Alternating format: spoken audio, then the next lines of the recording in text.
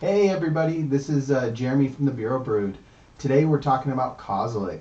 We're talking about which Kozilek we picked and why. We're talking about our first turn summons, and we're also talking about unlimited mana chains and much more. Stay tuned.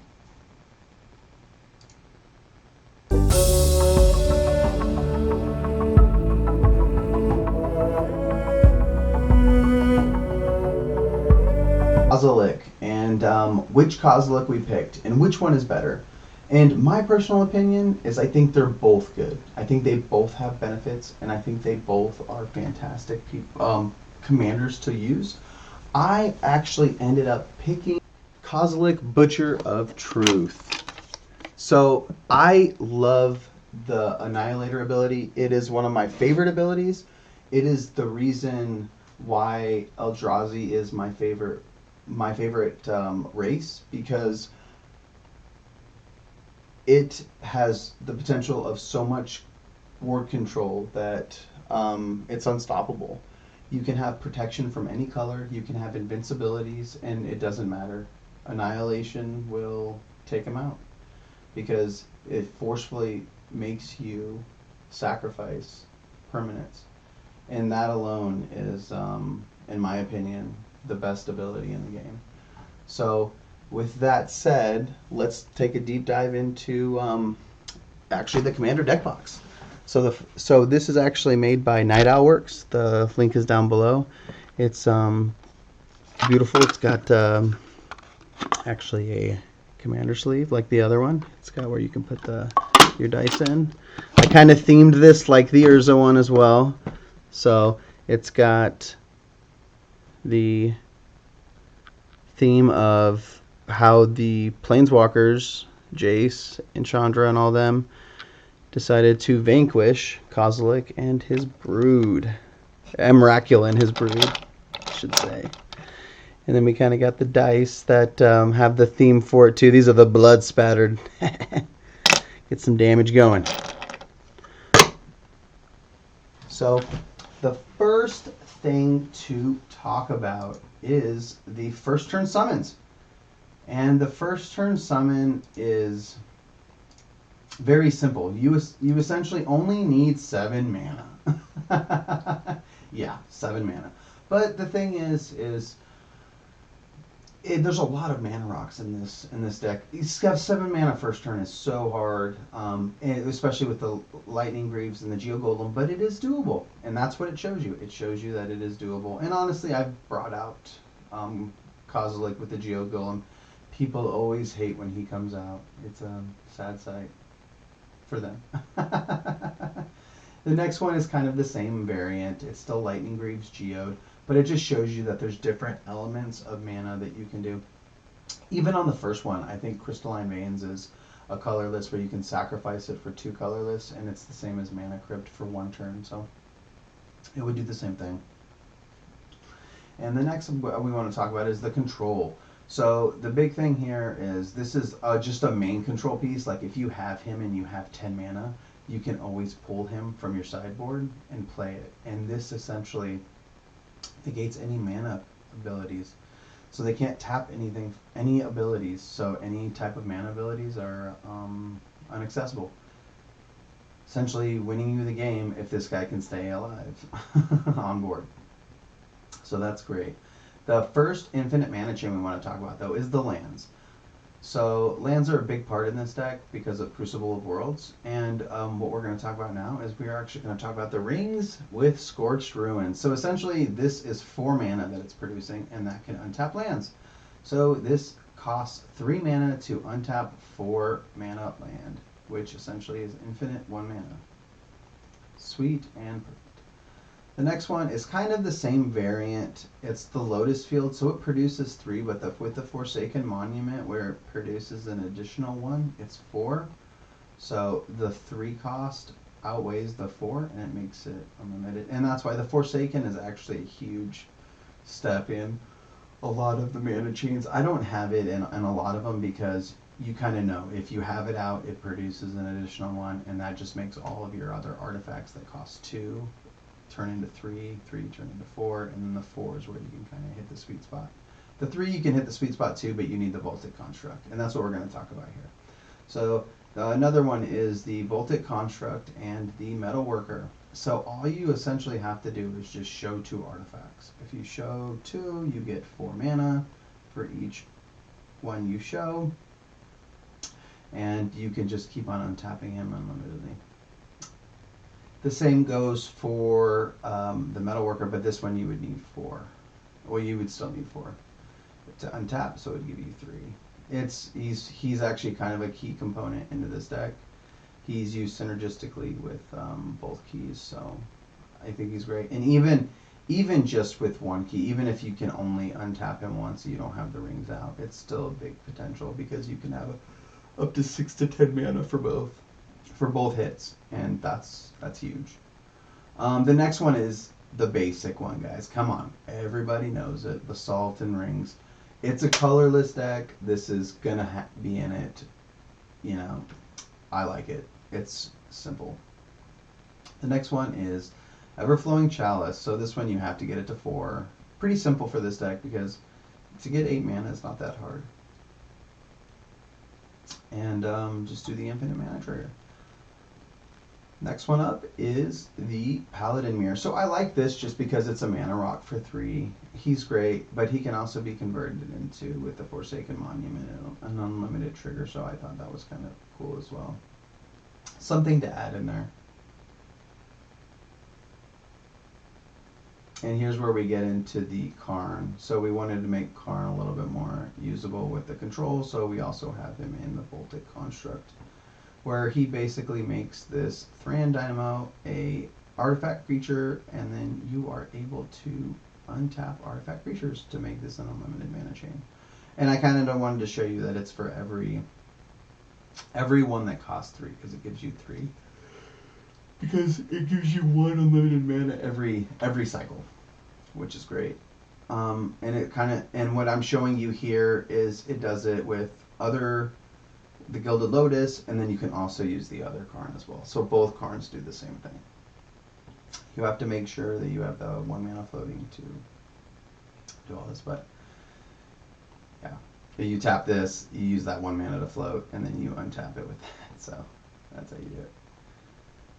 And this kind of shows you that you can use smaller mana sources with the Forsaken Monument with the Voltic Construct. So I wanted to make the Voltic Construct kind of a highlight here, and the Voltic Key. I think they're kind of the good mana chainers. And you really don't need unlimited mana chain for this deck. This deck is,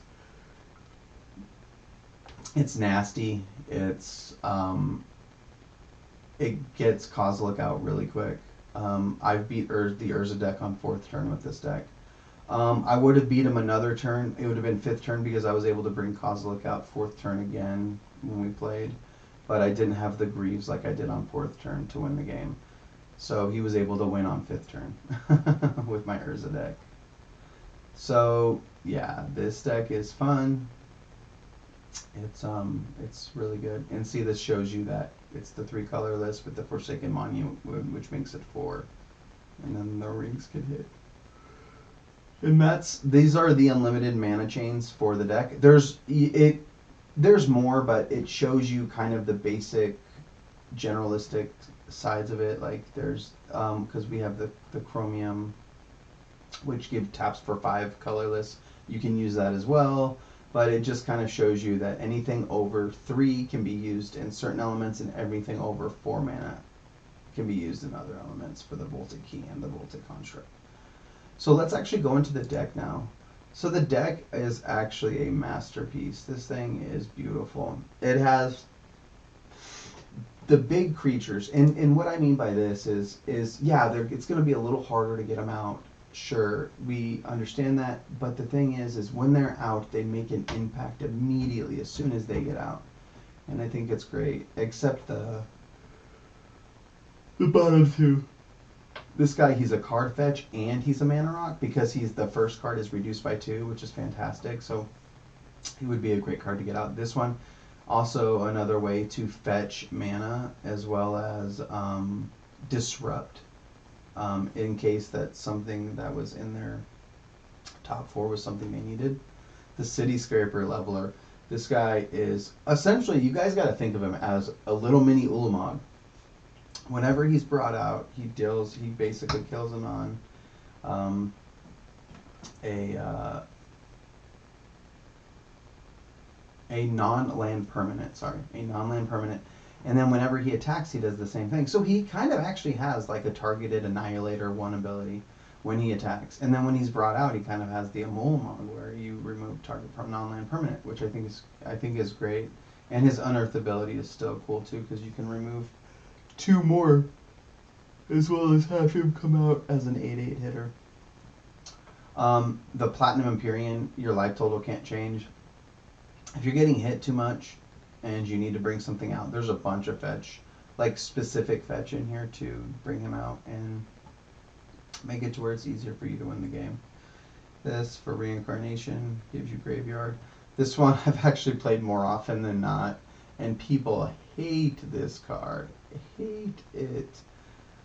Just because of the ability. Your opponents can't cast spells with even converting mana costs, and they can't block either.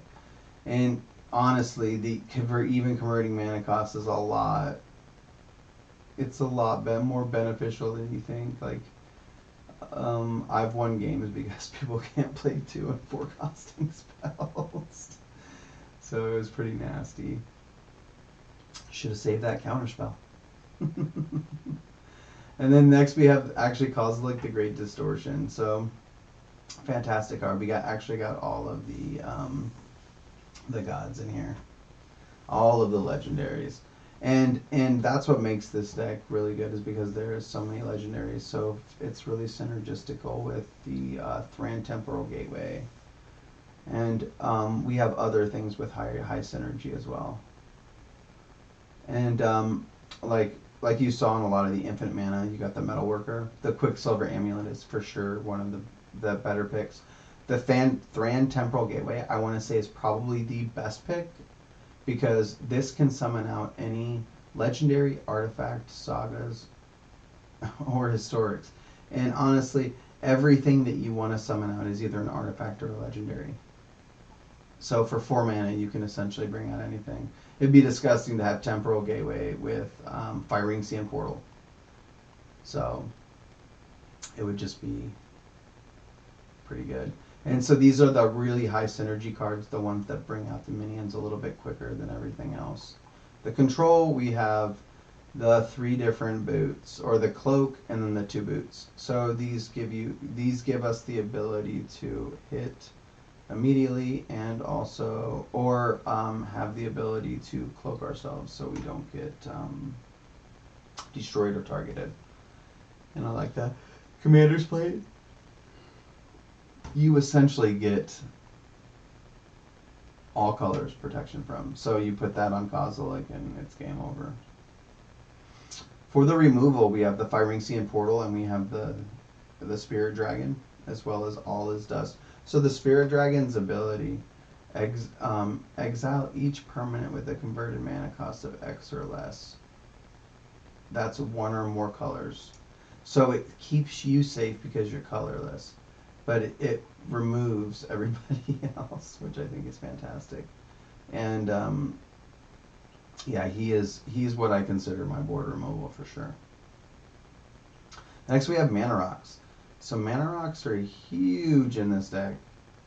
Huge. So we have the 0 costers, we have Mana Crypt, Mox Opal, we have the Mana Bolts, the Soul Ring, Arcane Signet, Dublin Cube, Felware Stone. So it's literally every cheap, good Mana Rock. The only one that I don't have is the Mind Stone in here, which is a 2 costing, 1 colorless, that you potentially could, I believe, draw a card by sacrificing it. It's worth it. It's worth it over something that can only just make 2 mana. So it's something that I'm going to look into putting in here for sure. Other than that, that's all of these Mana Rocks are solid. You got Incubator, always has 2 reductions. You have the Chromatic Array that gives you 5. You have the Stone Speaker Crystal that can help you draw cards if you need to. You just have a lot of potential. Forsaken Monument, huge. Good card. The next is the lands. So the lands are the one of the nicer aspects to it for sure, because you have lands that have total with each other, and they have ones that you can that give you that reduces the hex proof on other people's minions. They have ones where you get your minions back from being in control all the way to you untapping a minion and they can't receive damage, to destroying basic lands and non-basic lands. So this is a very good it's a very good land base. The Urzas, you want to do like there's no extra benefit to those if you have to have all of them out, or there's no benefit. See, these ones have benefit immediately, which I like. The next is card draw. So we have the Sensei's Divine Top, which is one of the best artifact card draws in the game. I have Vecna, which is a good, cheap card draw. You just gotta take life. And the Mystic Forge, you can always play something on the top, as long as it's not a land. You got Card Fetch, your Expedition Map, your Moonsilver Key, your Kodatha Forge Master, and your Planner Bridge. So these all are really important pieces, easily to get out. I was thinking about the gnomes. So the gnomes are from the Urza's block, and they cost 2 to get out, and I want to say 4 to sacrifice, and then you can bring out an artifact from your hand, which I think is good too, because you can have some juicy artifacts. So this is the base artifacts that are left. They weren't the ones that were in any sort of category. They're just the kind of set pieces for specific chains, like the Voltic Key and the Rings of Bright Earth, and also the Strionic Resonator for the Annihilator ability, which is great. Sculpting Steel is for added benefits in terms of mana rocks, and Helm of the Host is just fantastic in terms of making more Kazis. Gotta love more Kazis. Instant and indestructible. You can't beat that. And then also you got the sideboard, the Latisse. So all great cards. The deck is super synergistical within itself with the lands, Crucible of Worlds. It all has, every card has its own benefits to others. So I really like this deck. I thought it was something special for me anyway, and it's very, very fun to play. It's very hard to beat, and honestly, I get the minions out more often than not. So it's great. And thank you guys for tuning in. Make sure to like, subscribe, and comment if you guys want to see some more about the deck, maybe some of the actual cards, or maybe just talk a little bit more in depth about certain play styles, or just how I've won certain matches, or how I've played certain matches. That's great too, because every win is different. And like I said, even with the next deck, and the next deck we're actually going to be talking about is Goblins. We're going to be talking about Kranko and talking about different wins. Oh my gosh. There is so many different ways to win. So many different... I don't think I've ever won the same way twice out of like the 30 games I've played with that deck. So it is just nuts. It's fun, and it'll take you for a wild ride. So I will see you guys next week, and you guys have a great night.